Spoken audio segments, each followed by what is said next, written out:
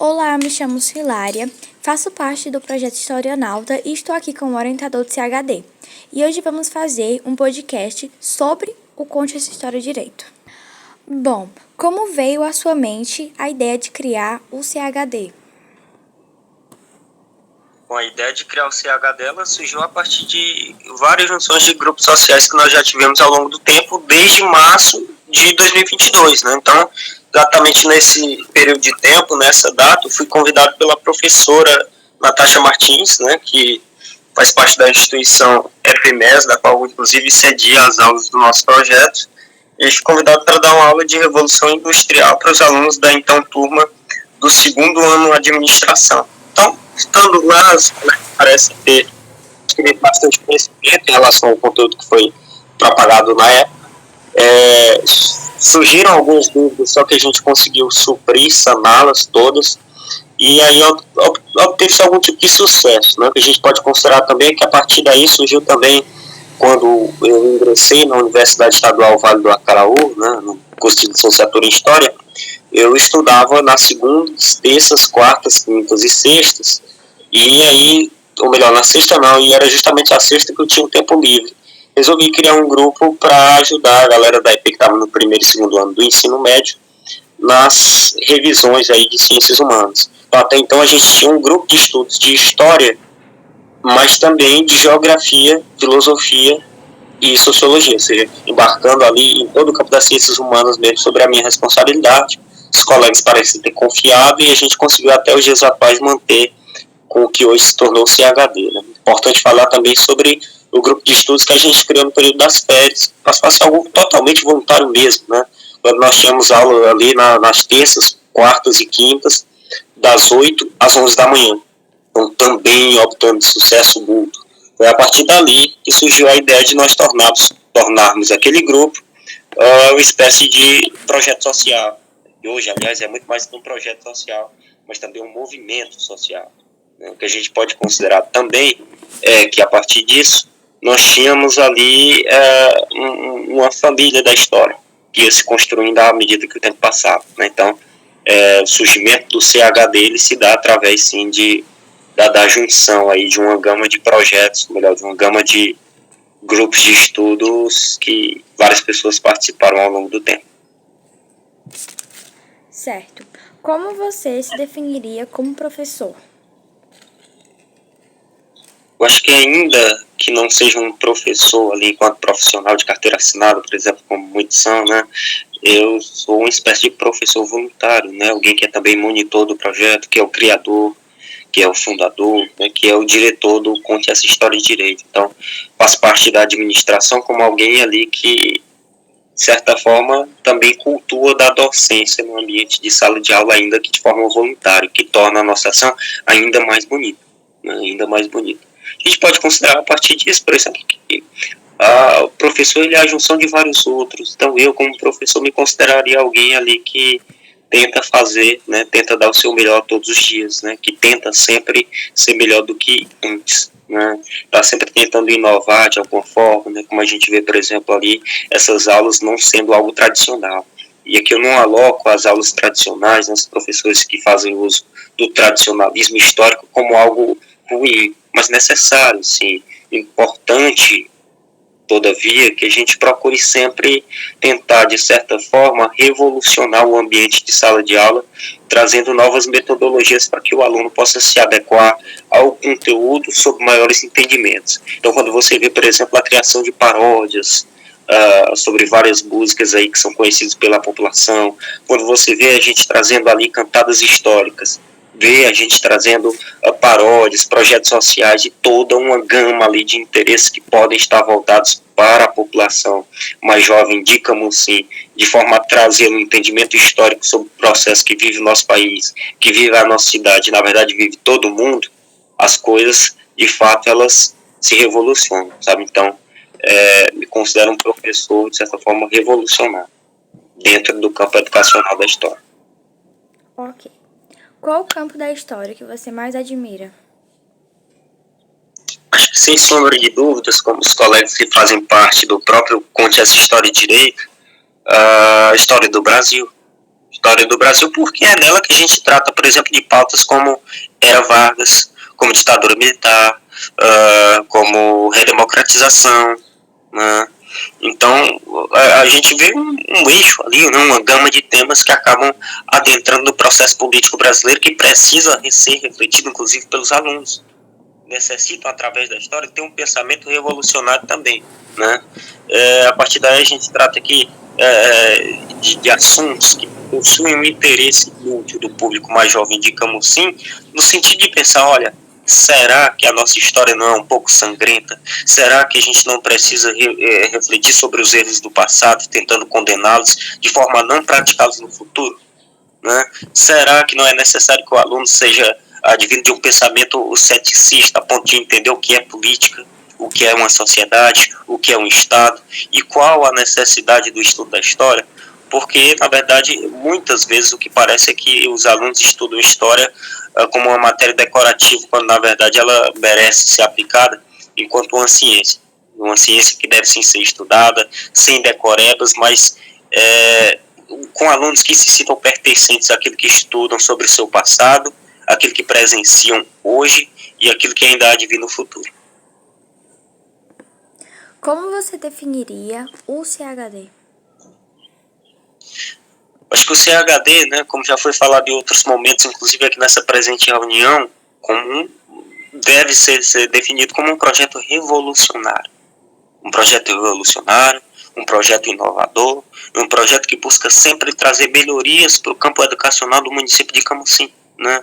Você não vê nenhum outro projeto social, inclusive de história, que seja voluntário, que esteja acampado no nosso município nos dias atuais, que possa ali fazer com que as pessoas, de certa forma, reflitam sobre o ambiente em que nascem, sobre todo o processo de metodologias que trazem memórias ao nosso município. Né? Então, que pode se considerar que sim um projeto revolucionário, principalmente porque traz pessoas em que, no caso presente, né, nós estamos na temporada de férias, você tem ali vários alunos que cedem o seu tempo de lazer, que cedem o seu tempo de descanso para estar ali na escola, para estar no ambiente de sala de aula, e às vezes fico até muito feliz em perceber que tantas pessoas estão confiando no nosso trabalho.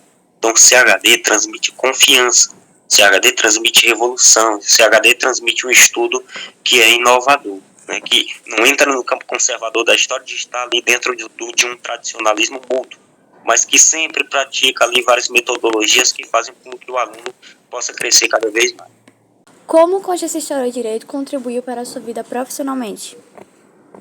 Acho que profissionalmente falando, dada a confiança que os colegas atribuíram à minha pessoa, posso dizer que o CHD contribuiu na minha vida com uma experiência enorme, né? Ainda sem entrar na docência de fato, como professor que não é voluntário, mas profissional mesmo, né? Posso dizer ali que já tive muita experiência, né? Alguns deslizes, obviamente, como qualquer um passa por deslizes, em qualquer profissão que seja e que esteja exercendo, né, mas que em grande parte posso me dizer alguém satisfeito, que fez o melhor que pôde, que está fazendo o seu melhor e continuará fazendo, né, dando sempre aquilo que entende como sendo o seu melhor para os alunos dentro de uma sala de aula. Né? Então, profissionalmente, posso dizer que amadureço a cada dia, que vou aperfeiçoando as minhas táticas de ensino, que vou sendo cada vez mais inovador, não deixando ali algo tradicional, implicadamente chato, né, tentando fazer com que os alunos se divirtam no ambiente de sala de aula, encarando a disciplina da qual ministro, não como algo decorativo, mas sim como algo que deve ser aprendido todos os dias por uma necessidade social, por uma necessidade democrática de a gente entender que a história é sim uma disciplina importante. Então, profissionalmente, posso dizer que é uma experiência e tanto que eu amadureci ao longo dos dias, ainda tenho muito que amadurecer, ainda tenho muito que aprender, porque ainda sou muito jovem, mas posso dizer que estou um ponto à frente de muita gente por estar fazendo parte do CHD e contribuindo com essa história. Bom, é interessante a gente refletir bastante também sobre a questão dos rótulos que esses professores acabam sofrendo dentro do campo da história, principalmente, né? Você não vê, por exemplo, um professor de matemática sendo chamado de alienador em sala de aula. Agora, professor de história você vê. Por quê? Talvez porque uma ala da extrema-direita crescente nos dias de hoje no nosso país, ela tenha medo de cabeças pensantes, ela tenha medo do ceticismo político, e ela tem medo do debate em sala de aula. Ela não quer que o aluno reflita sobre processos históricos do nosso país. Talvez porque existe uma onda crescente muito grande no nosso país de negacionismo histórico, né? Então esses rótulos que os professores sofrem, por exemplo, de esquerdistas, de comunistas e às vezes até de maconheiros, ou alienadores e doutrinadores, advém de pessoas que criam uma fantasia, né, que criam uma baboseira relacionada a uma questão política e ideológica da qual não se deve se pregar, porque trata-se de um extremismo ideológico, né? Então a gente trata aqui do ambiente de sala de aula colocando o professor como um doutrinador. É sério isso? Né? Essas pessoas, no mínimo, não sabem o que é doutrinação, não sabem o que é alienação. No final das contas, aliás, isso nem existe, porque toda posição é política, toda opinião é política, toda pessoa é política. E você ainda por cima de tudo isso vê as pessoas defendendo, inclusive, escola sem partido. Na verdade, não deve ter uma escola sem partido, deve ter uma escola com todos os partidos. E aqui a gente deve levar em consideração, sim, que os professores têm o direito de ter uma opinião pública. Os professores têm o direito de se posicionar, assim como os alunos também, né? Então, como é que você vai estudar Platão, Sócrates, Diógenes, tantos outros aí que estão relacionados a uma filosofia política que merecem ter sua reflexão abordada dentro de sala de aula, assim como Marx e Engels, por exemplo, ou Adam Smith com o liberalismo, né? John Locke, por exemplo. Ou estudar, por exemplo, sobre conservadorismo, sobre ditadura militar no nosso país. Então, as pessoas que costumam rotular os professores de doutrinadores, pouco ou nada sabem de história, porque não querem estudar. A gente vê isso acontecendo muito dentro de regimes autoritários, né? Hitler mandava queimar livros de história. Outrora, em outros tempos, a gente via pessoas mandando queimar pessoas, em nome de uma ideologia maligna que disseminava um medo contra o pensamento das pessoas, contra a ciência, né, contra a nossa própria história. Então é interessante refletir também sobre a resistência que os professores de história apresentam contra qualquer tipo de loucura e baboseira ideológica que advém de um ultraconservadorismo delirante contra a classe da educação. Não existe alienação nas escolas, não existe doutrinação na escola.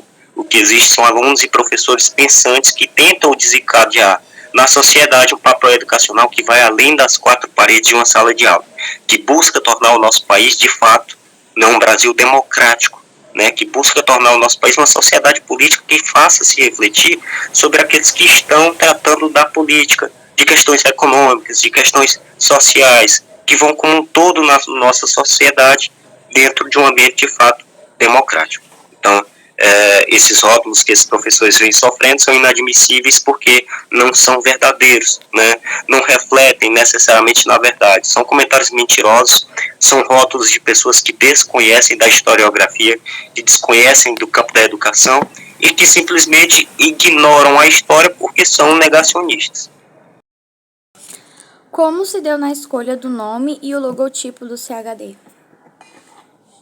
A questão do nome, especificamente, eu posso falar por propriedade, até porque foi um dos que votou a favor na época da administração do projeto em prol aí da escolha do nome Conte essa História de Direito. E o termo Conte essa História de Direito vai justamente contra o negacionismo histórico tão pregado por uma onda crescente do ultraconservadorismo, do reacionarismo brasileiro nos dias atuais, né? Então, contra o negacionismo histórico, nós contamos a história de direito. Né? Nós contamos o que aconteceu na ditadura de fato, o que aconteceu direito e de fato, né? Nós contamos que a terra não é plana, ela é redonda. Nós contamos que houve tortura sim durante a ditadura militar.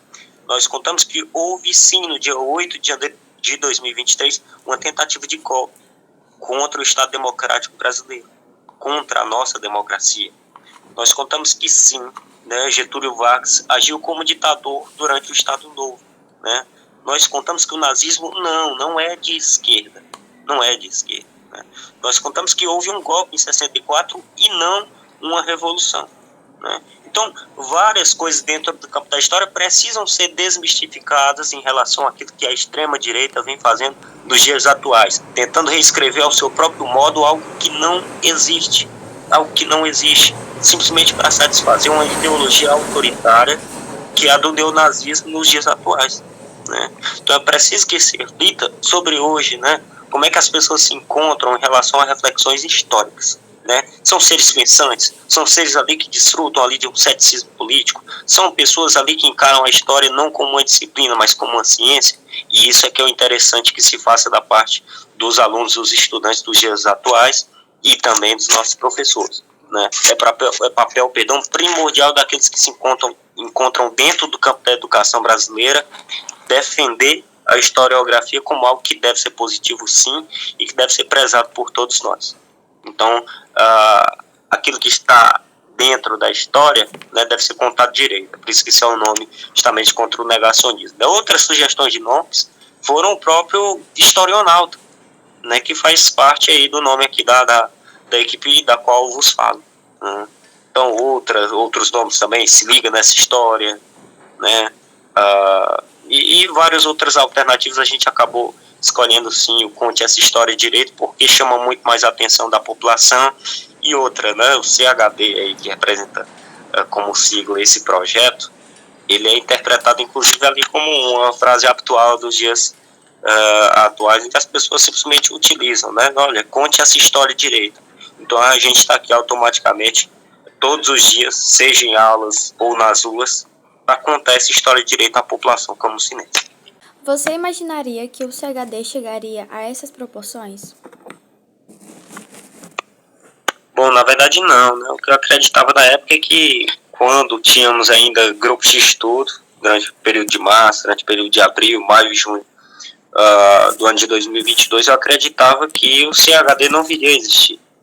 Porque, na verdade, o que eu imaginava era que, por exemplo, né, nós teríamos ali grupos de estudos não fixos, onde os colegas estariam estudando para as provas, não para a história como um todo de fato, estudando ali, olha, eu vim aqui para aprender sobre a Revolução Francesa, por voluntariedade minha mesmo, sem ser necessariamente para uma avaliação parcial ou global.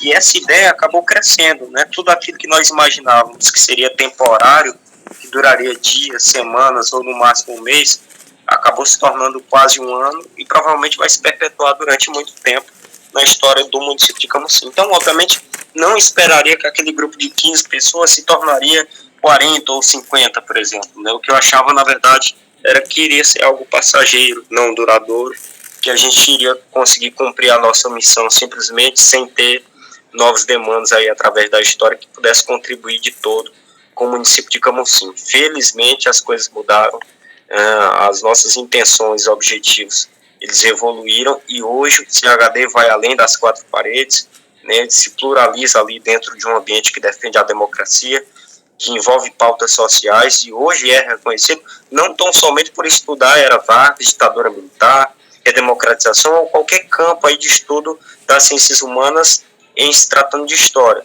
mas também por defender, como já falado, né, o Estado democrático de direito, por defender pautas sociais, por defender os direitos humanos, que é aquilo que a gente mais gosta e valoriza no CHD, dentro de um ambiente ali que repudia totalmente qualquer tipo de ameaça autoritária, qualquer tipo de extremismo, e que se posiciona favoravelmente aquilo que a gente tem de melhor no nosso país, o respeito à pluralidade, dentro daquilo que se encaixa na liberdade de expressão. Obrigada. Quais seus planos para o futuro do CHD? Acho que os planos que a gente tem para o CHD na frente são bastante sucintos no sentido de entender que a população precisa conhecer mais sobre a sua própria história. Então, o foco principal do nosso projeto é pluralizar o conhecimento da nossa população sobre sua própria história, sobre seus antepassados. Né? Dizem por aí que um povo que não conhece, né, um povo que não sabe de onde veio, também não sabe para onde vai. Então é preciso que a gente conheça sobre o passado do município camusinense, estruturando nosso futuro e pensando em como estamos representados nos dias de hoje, não apenas politicamente, mas socialmente falando, né? Como nós nos posicionamos em relação à história do município de Camusim e, aliás, no final das contas, como é que nós nos posicionamos em relação aos conhecimentos que temos acerca da história do Ceará, acerca da história da região Nordeste, do nosso país, que é o Brasil, e de todo mundo, né? Então faz-se necessário cada vez mais que a população tenha conhecimento de causa sobre a sua própria história, né? Então esse é o plano principal que nós temos para o futuro, independentemente de quantas pessoas nós teremos do CHD daqui a 1 ou 2 anos. Eu estando lá ou não, a meta do CHD sempre vai ser, fazer com que a população conheça muito mais sobre si, sobre as suas memórias, porque isso é o que mais se preza dentro de um ambiente historiográfico, sabe? Então é uma das necessidades que nós temos como prioritárias aí para o CHD lá na frente. Obrigada. Por que história? Uma boa pergunta, né? Que pode ser alocada a todas as pessoas que têm algum tipo de dúvida em relação à profissão que querem seguir ou se estão em dúvida em relação à história e qualquer outro eixo temático ali para seguir como carreira ou profissão. Eu escolhi história por me identificar com esse tipo de área das ciências humanas e gostar bastante de ajudar as pessoas entendendo o processo de memórias, processo de vivência ao qual nós tivemos no passado, no presente e há de se ter no futuro, né? Para entender que as pessoas merecem ter reflexões acerca daquilo que viveram, daquilo que vivem, daquilo que viverão e ter noções políticas a partir daquilo que chamamos de Estado, a partir daquilo que chamamos de democracia, qual a importância da democracia no ambiente brasileiro, qual é a necessidade que se tem de que as pessoas possam refletir sobre toda uma gama de assuntos que estão relacionados a processos aí que aconteceram no passado e qual a importância de tratá-los hoje, no presente, né? Então, o que muitas pessoas falam é que a história deve ser tratada como baboseira, que a história não tem motivos para ser tratada nos dias de hoje porque já passou. Mas não é porque já passou que não precisa mais ser lembrada. Não é porque a história ou parte dela já passou que nós que estamos no presente não a viveremos. Não é porque nós não nos destacamos em relação a grandes líderes da sociedade que também não estamos passando por livros históricos, também não compomos livros de história de outras pessoas. Cada ser humano é um livro aberto. E cada um de nós somos protagonistas da nossa própria história. Cabe a cada um de nós nos posicionarmos como heróis ou vilões, né? E, aliás, só na nossa própria história pode se identificar dessa forma. Na história de fato e de fase, você não pode considerar fulano ou ciclano herói ou vilão. Todos nós estamos à margem de pontos de vista, né? Então, o mais interessante e curioso da história é essa, né? Porque não é uma ciência absoluta, ela não é uma ciência de todo objetiva. Ela é uma ciência que exige de nós várias discussões. Então, o barato da história é justamente isso, poder ter conversas, poder ter reflexões com a sociedade dentro de um meio educacional, fazendo com que a população entenda cada vez mais sobre si, sobre a cultura que possui, sobre a democracia que nós temos, ou a democracia que outrora acabou não nos sendo concedida, né?